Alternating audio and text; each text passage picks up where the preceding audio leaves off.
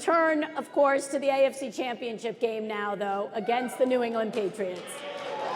But rather than me setting it up, let's turn it over to your friend, and of course mine, the great Jim Nance. Manning getting ready to take the field for the AFC Championship game. Tom Brady's already taken the field here, trying to take the Patriots back to the Super Bowl. It's a gorgeous day here in Denver, approaching 50. Sunny skies for New England, and Denver with the winner to advance to Super Bowl 50. One more time, we've seen it now. This will be the 8th time we've watched Brady Manning. There's a lot of excitement around this game right now. No question, this rivalry, it's been great. If this is the last one, what do I say to you at home? Sit back and enjoy it. It's going to be great. Well, we'll get to you in a bit, Peyton, but TJ, you got injured early in the season against the Patriots when you guys played earlier. I have to imagine you were hungry to get back out there. What was the team's confidence level going into that game? Man, my heart rate is up right now just watching it. I'm not gonna lie, man. Against the Patriots, it's always a challenge. It's always a pleasure to play them because you want to play the tops. You know, you want that competition and you want that challenge. But the regular season game, I got hurt early in the game after missing the tackle, letting Grunt go in for a touchdown. So I was really amped to play him again. I had a high ankle sprain. I'm laying out on the field early. I look over, Slide next to me, he was laid out too because he got hurt. I'm like, oh, nah, this is not how it started, how I wanted it to start. But coming into that game, man, it was complete confidence. We had a airtight game plan on defense.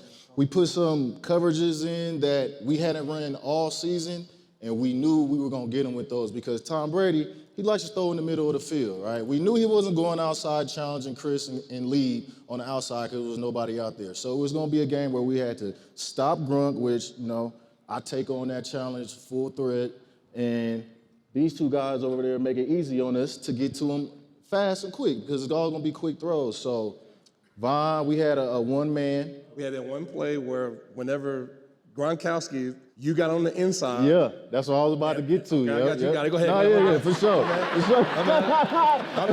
I was finna get to. My bad. Von, pick. Yeah, nah, but we had put in a one-man. We always played one. That was our bread and butter. But we never dropped Von or D. Ware in the coverage. So we had the one hole. We go in there acting like I got Gronk right here, and Tom looking at me like, yeah, okay, TJ got Gronk from the inside. Gronk took out on his route. I had him. Von peeled back into the hook zone. Tom like, I got Gronk on the out. Man, through that, Von was right there, pick. Now you keep your feet, you always gonna have a touchdown. That's what happened. Hey, but nah, man, it was a great call, and we really didn't feel like they could beat us. Like, we went in there with 100% confidence that we were gonna win that game because realistically, there was nothing they could do that could beat us. Well, we're going to get to that Von interception, but first, we're going to go a little out of order here when we discuss the first half. So we're going to do a little offense, defense. We're going to start with the offense. And Peyton, you guys came out firing in this one. With a Broncos hero we have yet to talk about, coming away with not one, but 2 scores. Let's watch. Marius Thomas has a linebacker on him in the slot to the right, 2nd and 10. See if Manning finds it. There's got someone else open, and it's a touchdown. It's Owen Daniels to the end zone.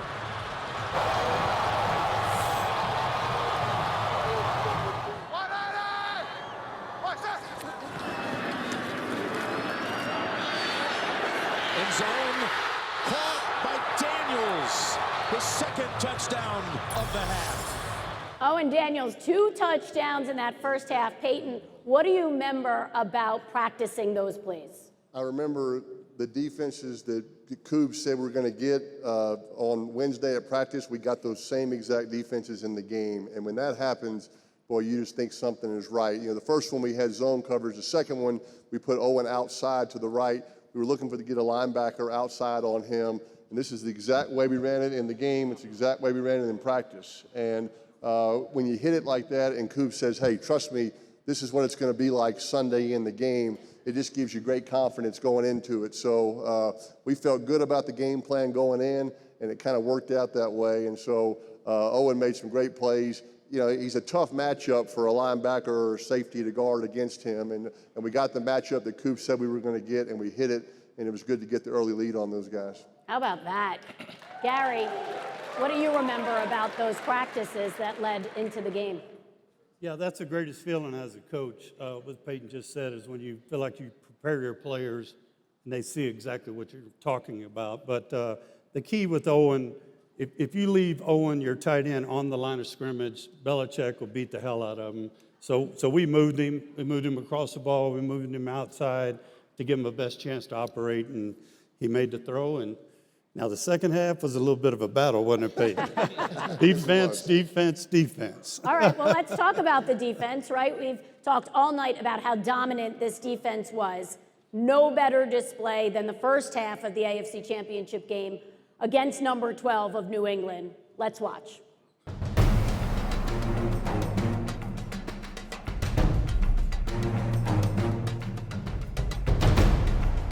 Brady's going to look down the field, looking for options. From behind, they get to him. It's Derek Wolfe again. Brady looking around, and he is taken down.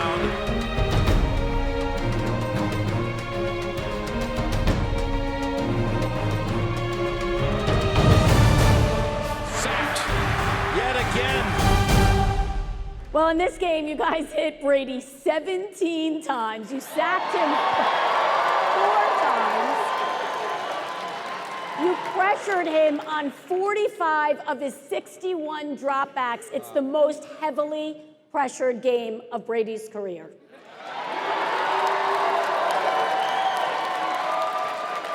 Not bad, and not a bad game plan from Wade Phillips. Demarcus, take us through the dominant day.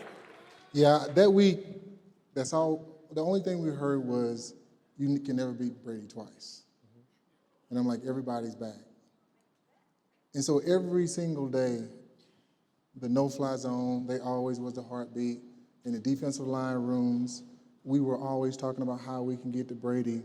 And the little, the coaches are always saying, you can never beat Brady twice. So I just remember looking in the locker room when guys put their helmet on, put their shoulder pads on. Like, they knew that they were going into battle. And if I had to die going into battle, that's what we were going to do. Like, that's how we felt on defense. And I know that you can't beat Brady twice, but we can beat him for 4 quarters and then see what happens at the end. And that's how we felt on defense. Like, we got to beat them to a pulp. I'm just talking how we were talking in the locker room. All right? I'm getting pumped about it. So we just got to a point to where me and Vaughn, the coverage, the guys up front, we said we have to beat them all the way around. Run game, passing game, like whatever that they do, we have to own them. And we did it that game, and it was Tom Brady. Brady still almost beat us. And lo and behold, we ended up winning that football game because we just wanted it more. We wanted it more from the beginning. And it wasn't just the hits. We talked about it. Vaughn, let's take a look at this play. Just slowing down so the offensive line can take care of it. It's a 2nd and 10 from the pocket. It's picked off, and it's Miller with the interception. Trying to throw a soft touch pass, and he just held up on it. Really, that was so good by Von Miller. It fooled Tom Brady. Got him.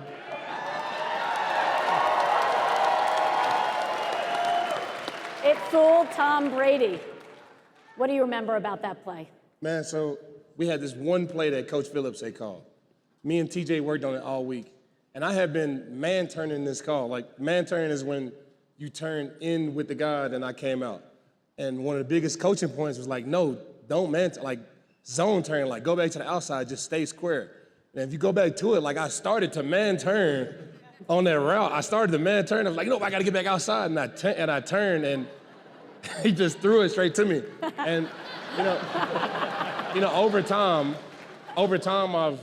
me and Tom's relationship has improved. Throughout like I played in this flag football game, and I talk to him, every other month or whatever it is. And on this particular play, he said, when he got ready to throw it, like he was like, no, he was already in. He was like, no. And me, I was like, yes. I was like, yes. And, I mean, you got to give it to him. Tom Brady, he does throw a good ball. It came straight to me. It came straight to me. All I had to do was catch it. And I just remember trying to go score, and my mom was like, go score, and I ended up falling. That's how it But be. a couple plays later, Owen, he was able to get in the end zone, and that just set up the momentum for us. But Coach Phillips, he was particular about this one play. He said, Vaughn, I'm only going to call it one time. We have one shot. He said it. He said, we got one shot on this play, and if you do it right, it's going to be an interception. Hey. That's what it was. You man turn so much in practice. I thought you messed up on the play right there. I was man turning. I'm trying to be the no-fly zone. I'm trying to man turn. But they was like, no, on this play you gotta like zone turn. And as you see, I started to like man turn. I was like, no, I can't. And it was right there. The ball was right there. That's what got him. That is awesome. Shout out That is Coach such Phillips, a great story. Coach Phillips called it. Like he was like, I'm only gonna call this play one time. We have one shot at this play. You gotta make it happen. And we did. That is Thanks, awesome. DJ. All right, a 17-9 halftime lead. But in the second half, you suffer some injuries to the secondary, including TJ, who has to leave the game. The Patriots offense gets going a little bit. So let's flash forward to 2:25 left in the game. You guys are up 20-12. The Patriots need a touchdown and a 2-point conversion to tie it up. 4th and 6 on the Denver 14, and this happens.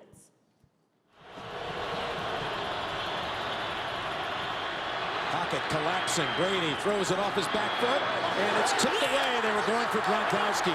He had 3 Broncos around him, and Gronkowski claims it was contact. Talib got a fingertip on it as it deflected away. Aqib, one of the many great plays against your former team. Look at that picture. How awesome is that? Check the bird out. Take us through that one. With the Patriots, they all about matchups. You know, they put all the receivers on one side, hoping to get, you know, probably one of our backup safeties, the linebacker, backside with Gronk. But, you know, Wade was ready for it again. He was a master at being ready for everything. So Wade was ready for it again. We had a call. We keep me backside, you know, match up against Gronk. That pressure got to him. He didn't really get to throw it on time. He probably would have wanted to throw that ball on time. He was kind of in front of me with a big guy like Gronk. If he'd have been able to throw it on time, he might have had a chance. So that pressure got to him again, and he just had to throw it up. And, you know, you play enough football, you learn how to guard the big guys on deep balls, the short guys, and you keep that hand low. I kind of catapult myself. Don't let him really jump. Use that little savvy move, you know, and pull something out of my pocket, and I was able to make a play. Yes, you were. A great play, but certainly it's never easy against Tom Brady and the Patriots. 90 seconds left. New England rallies. Let's all watch together. This one could close it out. Brady, though, goes down the field to Gronkowski, and he has the football at the 10-yard line. The pass was perfectly thrown. The 13th snap in the quarter inside the 30. With the game on the line, Brady in the pocket, end zone bound, and it is caught by Gronkowski to make it 20-18. He got away from the Denver defenders. They just won't go away. A 40-yard strike to Gronk, a touchdown in the back of the end zone. Pat's down just 2. Peyton, you're standing on the sideline. What are you thinking?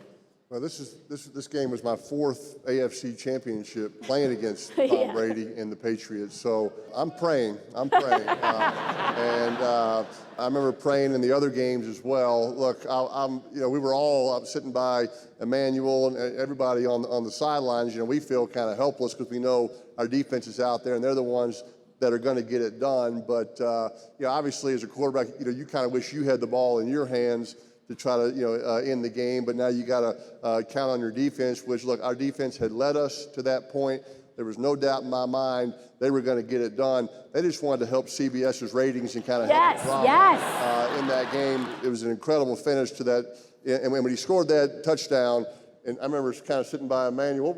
What were you thinking during that time? I was thinking, no effing way. No effing. I was like, Lee, poke him in the eye, do something. Like, come on, man, we can snatch his chain. Snatch his chain or something, Lee. Do something. Get him out of the game.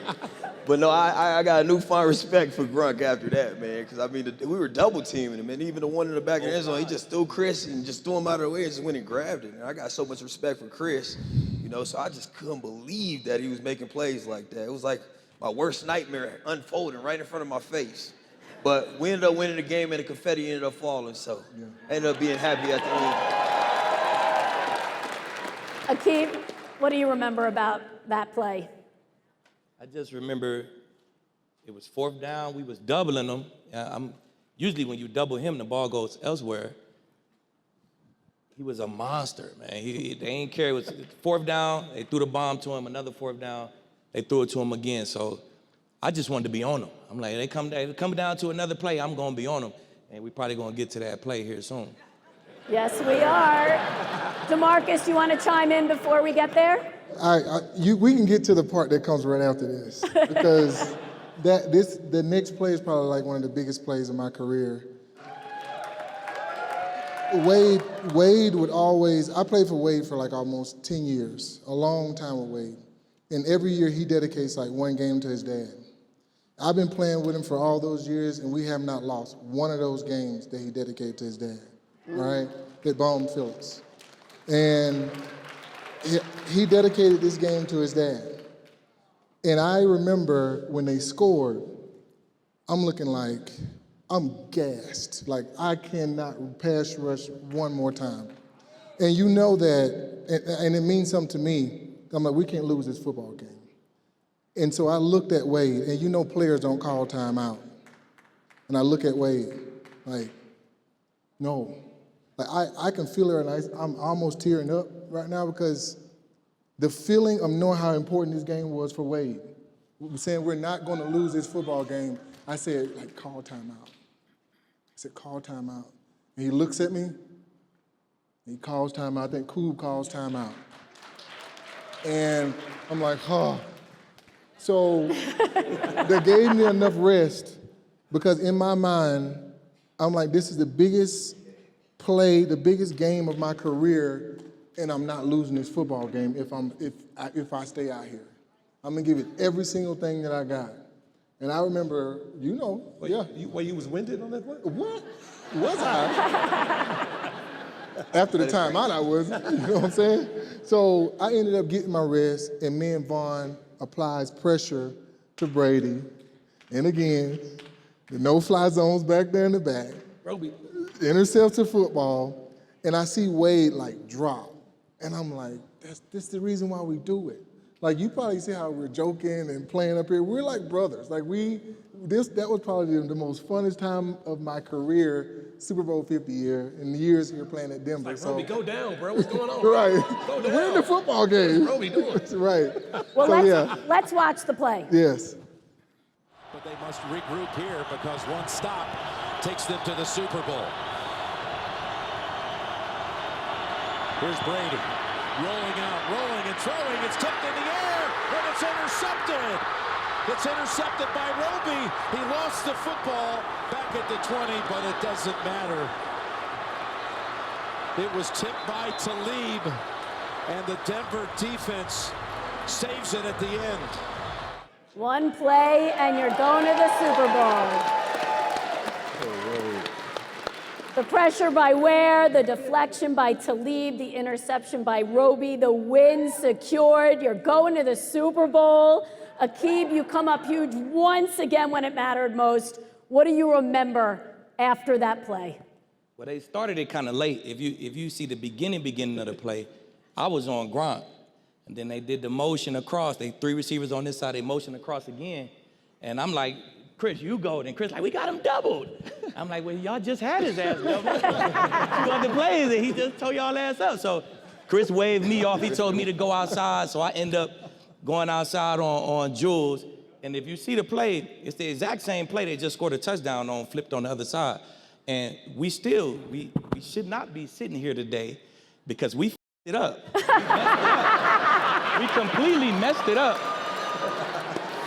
We completely messed up the play.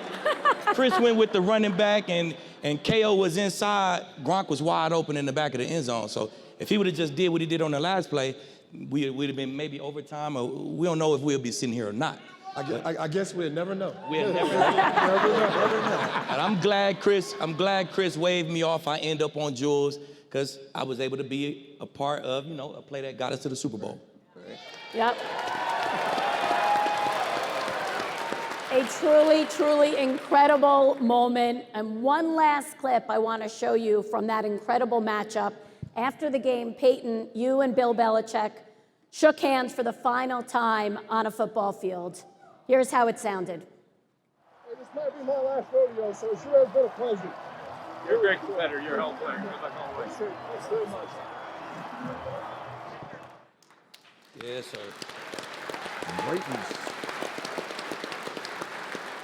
Two legends of the game, respect being paid. Peyton, how did it feel?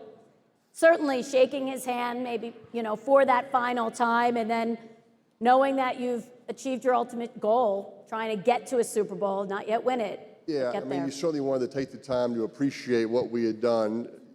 You knew to get to the Super Bowl, you had to go through New England. That's how it always is in the AFC. And like I said, it was my fourth time playing against Coach Belichick and Tom Brady in that game. It's so hard to get to that game. It's so hard to win that game. So you want to take the time to kind of pay your respects. I had a good conversation with Tom as well.